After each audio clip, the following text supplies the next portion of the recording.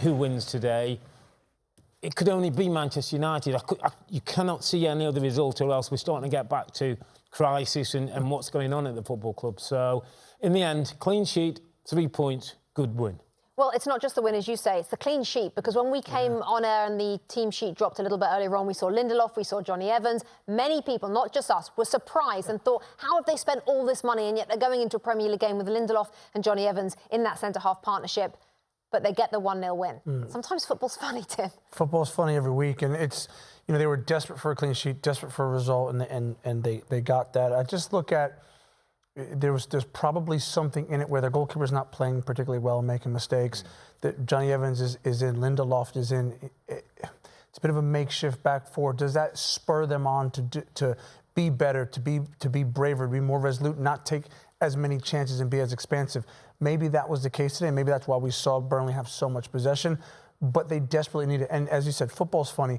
It was one of these things where, for United, with the injuries and the suspensions and all the talk in the background, it was what could possibly go wrong is starting to go wrong. I look at the flip side of it now. Burnley today, Palace, Brentford, Sheffield United to come. Those are all games, if United think we can win these games, go on a run before the derby, then they have City in a couple of weeks. So it could be better times for United to come. I think, just sorry, quickly, back, so a little bit of credit. I thought their management of the game was better in the second half. I thought their structure was quite good. I thought they were more difficult to play against. I thought they got a grip of the game. You didn't feel too many times as though Burnley were going to score a goal, and that was maybe through the lack of quality for Burnley. But also, you know, give United a little bit of credit. At 1-0, it wasn't over, and they kind of saw it through without too many dramatic moments. You're right, not too many dramatic moments, but not a ton of clear-cut chances for United either. So as Erik ten Hag gets on that bus and goes back to Manchester tonight, delighted, of course, with the 3 points and the clean sheet, but what do you think he'll be working on this coming week to try and turn the 1-0 at Burnley into maybe a 3-0 somewhere else? Yeah, a great question, because I do think, even as we analyze it, the most important thing for him was going to be get a result. Whether we get the goals or not, they are creating chances. They are creating chances. I think Højlund is someone that they need to get off the mark. We talked about Rashford being in his best position on the left-hand side. So there is a flow that needs to come. I do like, and something that you touched on, you talked about Bruno Fernandes. I've always mentioned his leadership. I like Bruno Fernandes, but there's always the arms getting thrown up. You mentioned Robson and Keane. What they used to do is they used to take the game and they would just drive the team on. We saw that from Bruno Fernandes today. I'm not saying he's completely matured or he's completely come of age, but that's what, things aren't good at United. So instead of throwing your hands up, instead of talking to the referee and getting yellow carded, go do something about it.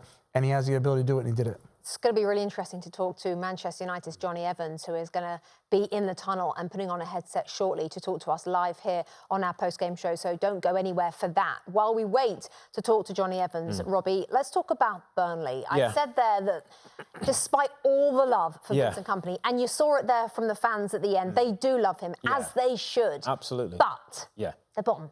They are. And a team that sailed through the Championship, 101 points, Rebecca, best defensive record and playing wonderful football. It's not quite gone as we all expected this time around, and that needs addressing.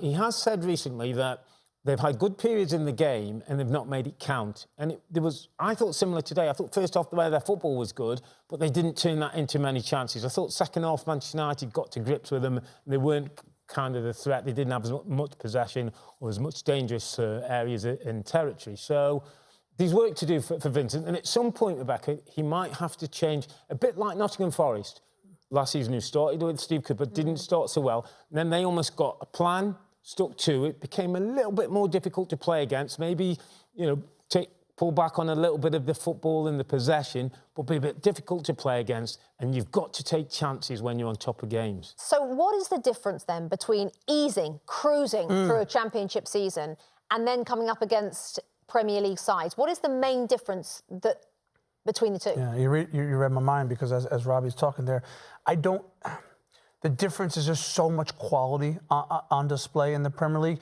You cannot, I don't care how good you do in the Championship, you cannot get into the Premier League. I know it's water under the bridge, unfortunately, because the window's closed. You cannot not buy in really good areas, particularly in the 9, particularly in the middle of midfield. You have to buy. Whether you cruise a championship or not, and the problem with cruising the championship is it gives you this false sense of security. I have a team that plays the way I want to play. It works. It's perfect. It's only a league below the Premier League. We'll get in the Premier League. We'll do the same thing. You can't do the same thing. And I credit Vincent Kompany because even today, I look at that team. They're bottom. They're better than Luton. They play better than Luton. They play better than some of these teams, even Wolves and Sheffield United that we've seen. But ultimately, they're not doing it at the business end of the pitch, and that's tough. The difference today as well was the Bruno Fernandes finish that's at the very top level of football. That was the difference between the two teams. And at the bottom of the table now sits Sheffield United, Luton Town and Burnley in that bottom 3, the very 3 that came up last season, just to go back to Tim's point. Yeah. Some years, it doesn't work like that. No. But some years, it looks very clear-cut, doesn't it? Just how big that gap is, Rob. It does. And I talked about it before, Rebecca. When you come into this league, if you make mistakes, you'll be punished. But sometimes you don't have to make mistakes. The opposition are that good. They can create something that you have nothing to do with. It's just a brilliant bit of football. And that's what Burnley have got to do. Burnley build-up play up to the 18-yard box is decent, is good. They're not a big team, so they can't put crosses in. They've got to work everything through, and they haven't quite got the quality. Some poor decisions, people not maybe good enough at that end of the pitch. So, listen, they've got to continue what they do, believe in Kompany, get to the transfer window, look to get some reinforcements and kick on into the second half. Hi there, I'm Rebecca Lowe, studio host for NBC's coverage of the Premier League. Don't forget to hit subscribe to watch more videos all season long. And for even more Premier League content, from original series to live matches, head over to Peacock. And be sure to tune in for Premier League mornings every weekend on USA Network and on Peacock. We will see you there.